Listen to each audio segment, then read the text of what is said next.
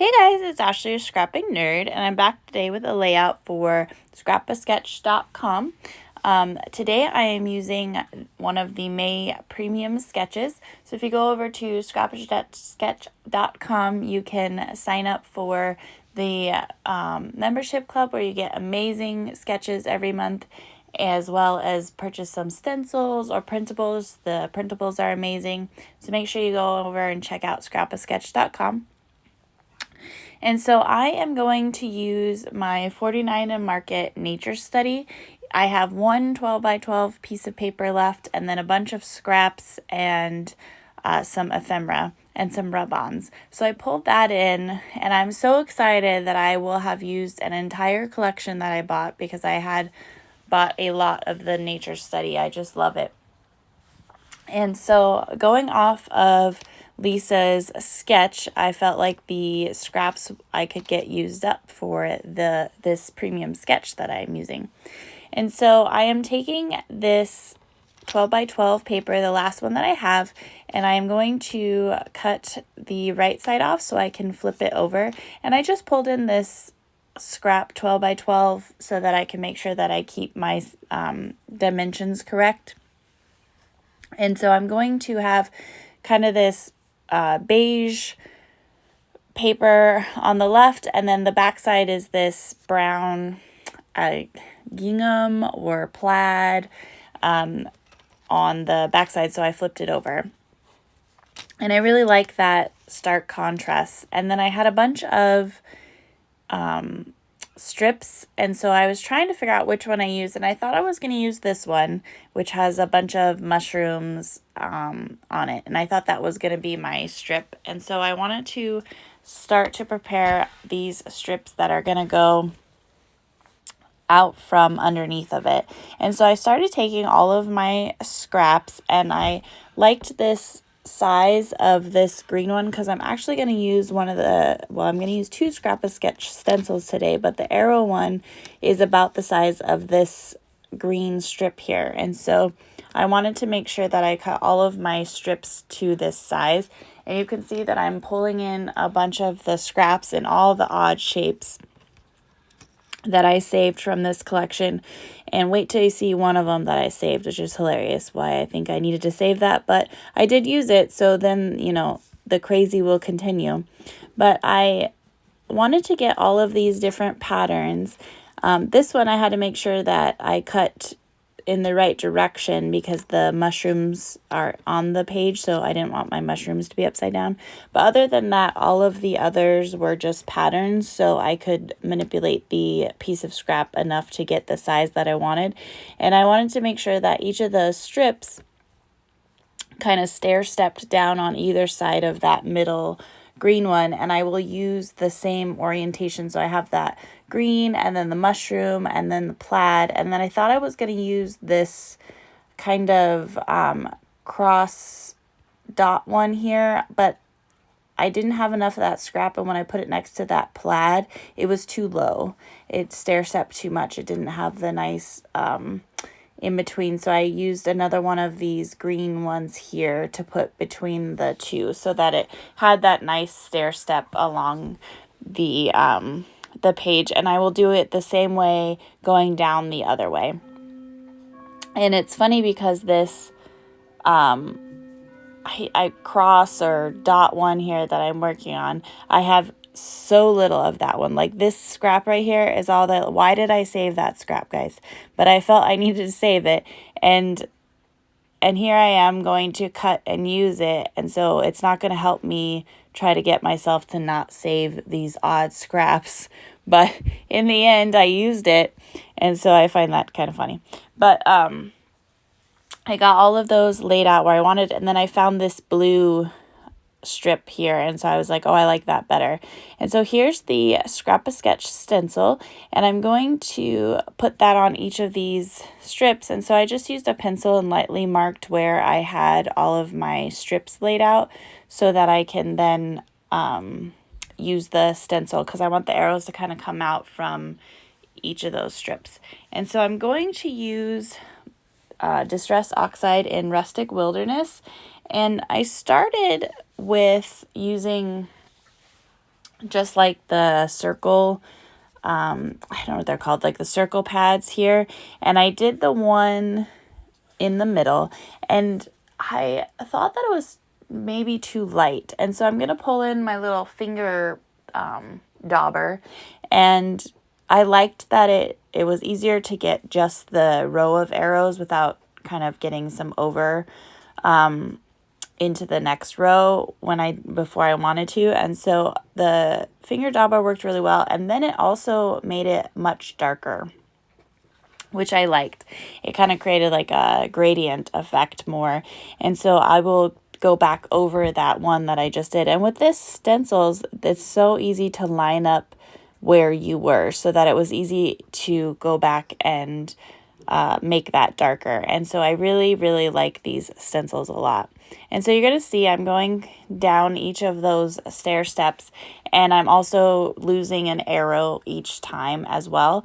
And so the main one has 3, and you can kind of see a bit of a 4th one. And then after that, it's going to go, 3, 2, and then it starts to just kind of fade away in the arrows. And I just try to keep that whole stair step idea with the paper as well as my mixed media here. And so I really like how that looked, and I'm going to do the same thing going in the other direction. And so then I decided I have this Stampin' Up! Circle, and I'm going to take the ground espresso Distress Oxide and just kind of stamp the background with this circle. And I put a bunch of those there. The idea is I just wanted a lot of mixed media in the background to kind of fill up this paper, because I thought that it was too kind of stark white. And then I pulled in the Tim Holtz tree stencil here, and I just used some black soot and added that to the back. And it's birch and pine is the tree stencil stamp from Tim Holtz. And then I pulled in this circle stamp from Scrap a Sketch, which you guys see all the time. I just love this. And I put the circle in the center of my stamp circle. And I didn't re-ink my little finger dauber, so these are a lot lighter of a green, but then it just added something to the center of the circles from the stamp as well. And I really liked that. And so I just enjoyed this background. And then I felt, I also need some splatters. So I pulled in my Dylusions shimmer spray to sprinkle in the background, and I can't remember what color it is. Cut grass. That's what color that was. And so then I wanted to distress each of my strips and then ink them. And so I just really like distressing, as you guys know, and especially when it's nature-y type pages, I think it looks really good. And I didn't, because this is 49 marker, it's very thick, and so when you distress it distresses a lot, and then you can see the white core, which is good for some layouts, but for this one I didn't want to see that much white, so I distressed, and then I went back with the ground espresso on the browner strips, and then the rustic wilderness on the greener strips. And then I used the ground espresso to ink my blue strip that goes down the page. And so that's pretty much the background. I feel very happy with this background. I loved the inspiration. I love that it's just, I'm a more is more. So I embellished with all my mixed media and my strips and everything, and I just really, really liked this background. And so then I wanted to map my photo, and I just pulled in this green scrap that I had from the scrap bin. It's actually it's like a football field, but you won't even notice that. And so I did my first photo mat, and then I inked it in the rustic wilderness, and then I just pulled in a craft 8.5 by 11 that I have, and I double matted, and then I will use the ground espresso to ink that. And the sketch showed 2 pictures, and so I have these 2. It's a picture of the same tree, but this is a tree in Sedona from our walk, and apparently this is where there's a picture of Elvis leaning against this tree. And so this is like a famous tree in Sedona.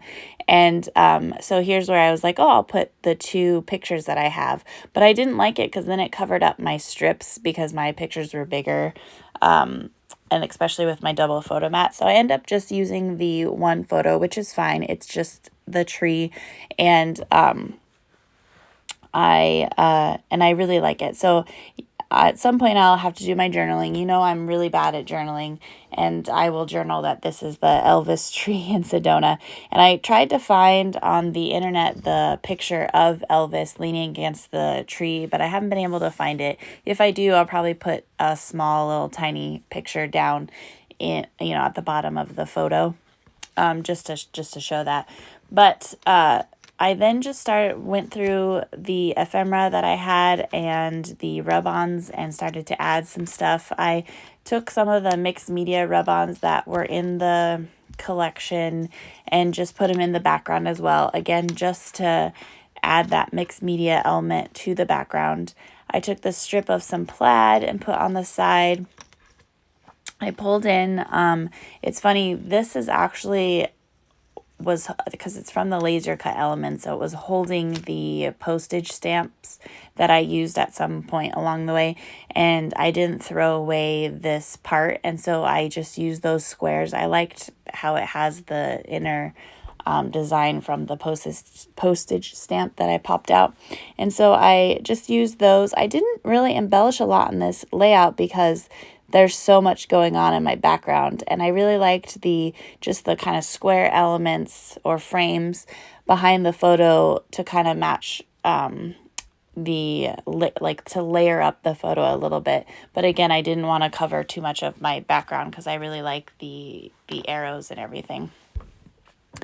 And I got this tag out, and of course I have to have a tag hole, and I put some twine in there because I don't want to leave that empty.